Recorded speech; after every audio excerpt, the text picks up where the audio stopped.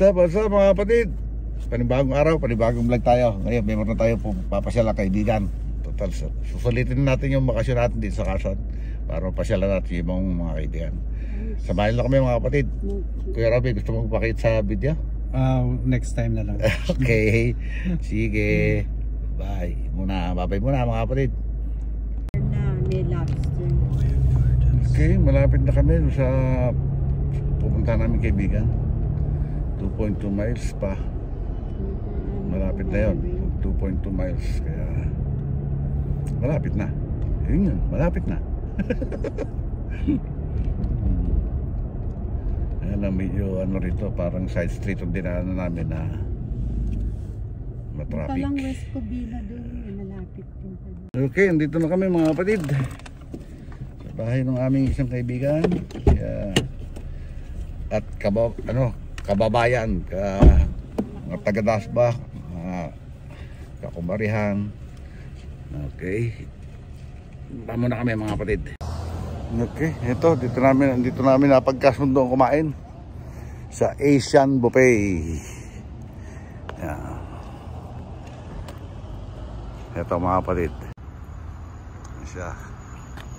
Asian Buffet.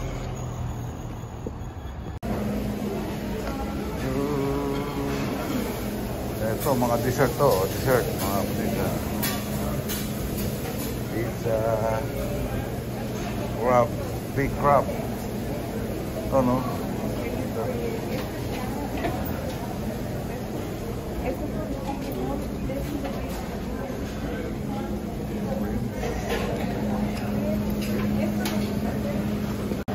Fried rice, tayo fried rice.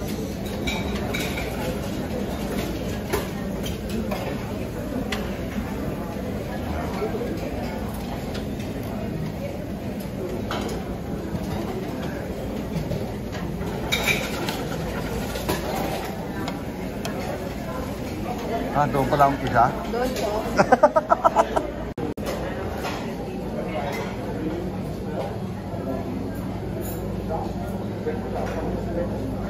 Kami ako na kayo. Ako dyan. Muna tayo sa... parang masarap ng soup niya.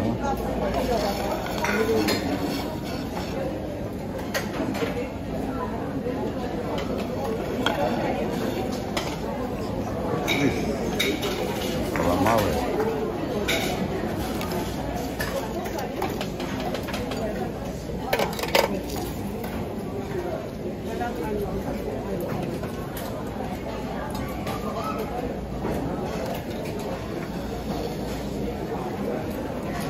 Ano kinuha mo? Mayroon fried rice doon. Kalamawi. Dami yun. Yung soup, yung gusto ko. Clams. Ito na kaya yan. Ano kaya yan? Isda. Musika po. Ito, sweet. I don't know. Tignan mo na. Hindi ka naman kukunin. Oo nga, yun ang kasagi. Baka maano.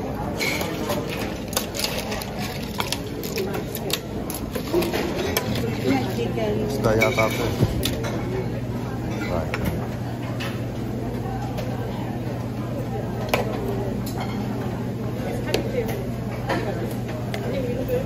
Isda o ano? I don't know.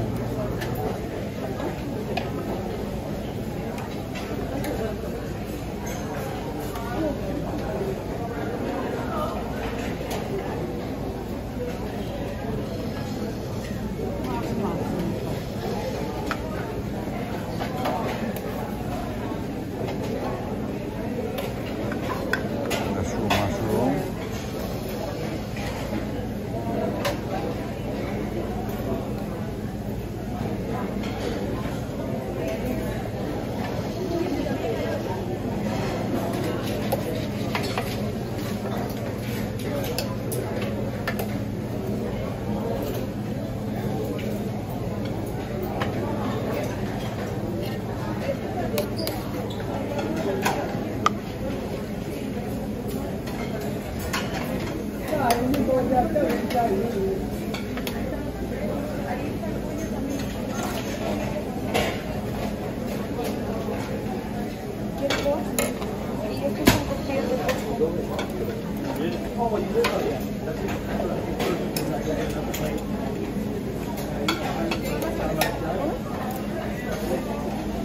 Can't wait.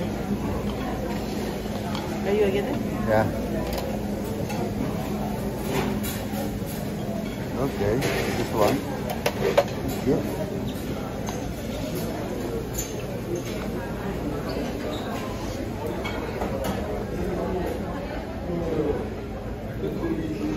Kahit tayo mga kapatid, wala ko ng diet. Gusto niyo sumama? Ito nga pala yung ating mga kaibigan dito, yung ating pinuntahan mga kapatid yan. Si Ope, yung anak niya, si Glenn, asawa ni Trixie. Siyempre, sama na rin na si Robbie, kasama na Si kuya ni Pando. Kuya ko rin sa California. Okay. Okay muna tayo. Okay, pangalawang hirit.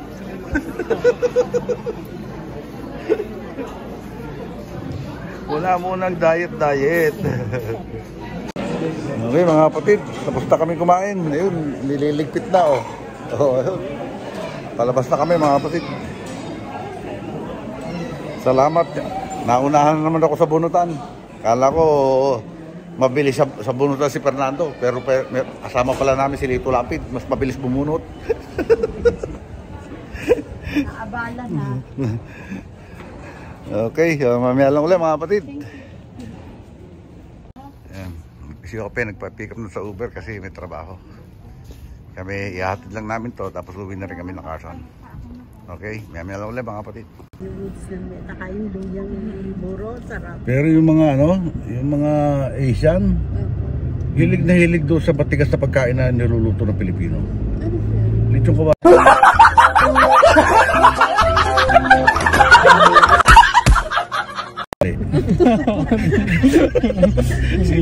Si Bo kawali ni lechon. Pero mas masarap ang magluto Pinas na. Iba yung mga karne-karne natin. Ba't iba lasa na ating mga kaldereta, mga ganyan, no? Hindi. May nakilala naman ako, talagang napakagaling na bartender. Ano, Pilipino po? Oo. Isipin mo yung matigas, pinapapalambot niya.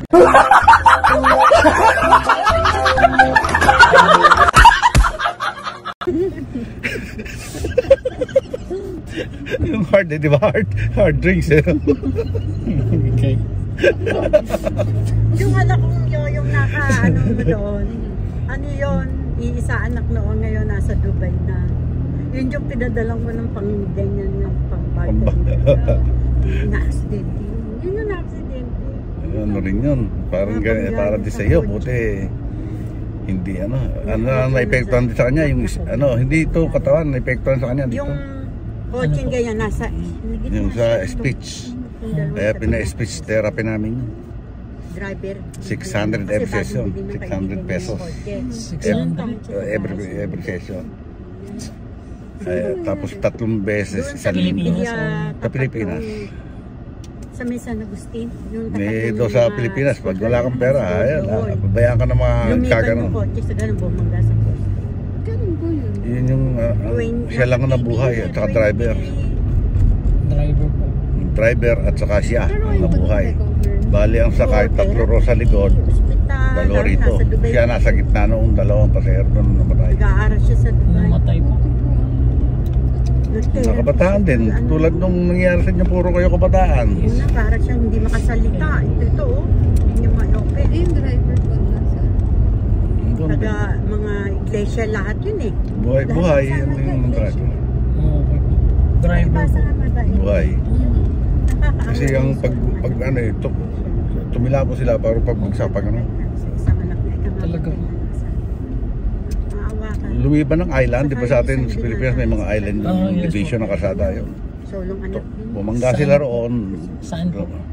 Doon lang sa malapit sa amin, Robinson. Kasi yung isa rin. Robinson Palapala. Bagong biling niya yung kotse niya. Tapos Takot pa siya Doon sa isang kamag-anak nyo ron, di ba may yung Laudato? May edad. Yun, doon sa tapat na yun. Iglesia. Basta lahat ng kasama niya. Natulin, siya lang. na nakainom. Pagkaibigan. Tapos kasi nirotis yung sakya, kabibili lang ng second Napunta hand. lagi sa amin yun eh. Gabi po or Gabi. Hindi ka maiging tao. Papahinga na nga yung apo ko eh, dinaanan pa. Katropa niya. Natulong-tulong, mabait din yung iba ng ano ng iglesia. Kahit pa paano nagbigay-bigay siya. Tapos yung mga taong ganyan, nung nakita, binigyan din ako. Tapos dito sa Amerika, binigyan din ako ng kapatid ko. Gahin ko. Saka yung ano, gastos din. kagandahan din ng may mga grupo, yung mga anak ko, mga pamangkin ko, may mga grupo, nakapanghingi rin. Dahil kung tutusin talaga hindi ka kaya. Yung kusahan nila. Tapos padala ka. Pandemic. Isang taon. Wala ka lang 2 taon. Therapy, ano. Buti wala naman po nangyari sa kanya. Una nga, hindi makasalita eh. Hirap siyang kumain. Ito na-epektuhan sa kanya to. Parang ako nabasag dito. Nakuha sa therapy. Nakuha sa therapy na yung pinapagtama yung buto tapos yung Nadala therapy. pa ng Manila. Walang tumanggap na ospital. Pandemic yun eh. Pandemic eh, di ba? Tapos buti na lang kaklase nitong pamangkin ko nung ano tarabaan na sa Velasco doon na ospital. Dito nag-OJT yun Saka si Janjan daw nag-OJT. May Yung kakilala nurse siya. pinsan ni Dex. Tapos kakilala nila yung parang Hindi mo dinala sa Maynila, nakarating na Maynila, walang tumanggap na ospital. pero napakagastos ng babayaran mo lahat. Check ng ano pa yung virus, yung COVID, no? COVID. Bago Babantay, tapos hindi ka na makakalabas. Isa lang, minsan di ba pinapayag na isa lang talaga doon. Hindi pwede magpalit.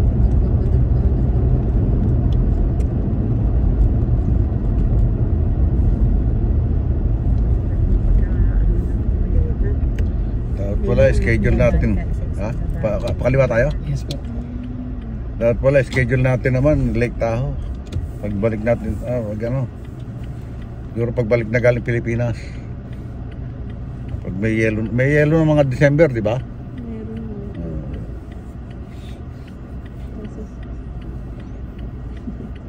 Sila ang trabaho nila mahirap mag-ano. Pero nung ano, Pasko papel ka ng po, bakasyon. ano kami nagpaalam. Pero kay mami po kasi, ano daw, parang dapat ilang buwan pa bago kami. Ako rin, ganun.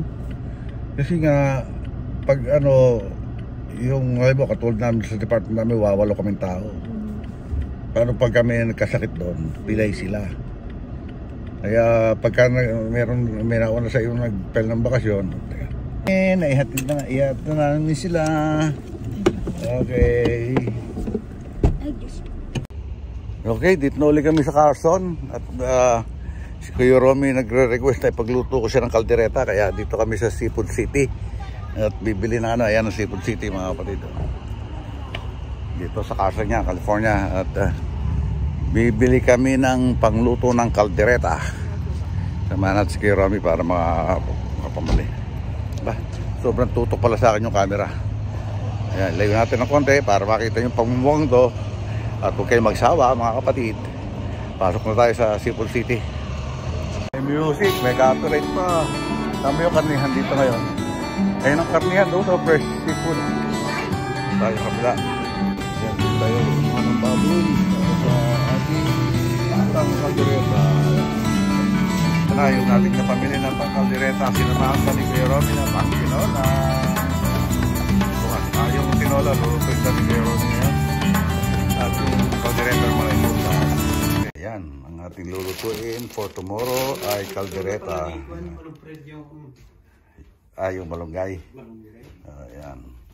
Pwede na yung pechay. Paano mga kapatid, hanggang dito na lang itong vlog natin ngayong araw na to. Yung mga nangyari sa atin ngayong maghapon. Siyempre, yung paggagala natin. Yung nakapunta natin yung isang kaibigan natin. At kumain kami sa labas. Kaya Maraming salamat sa walang isang pagsuporta at panonood sa channel ni Tatay Pandong. Hanggang dito na lang po. God bless all and be safe always. Mama. Bye-bye, mga kapatid. 1, 2,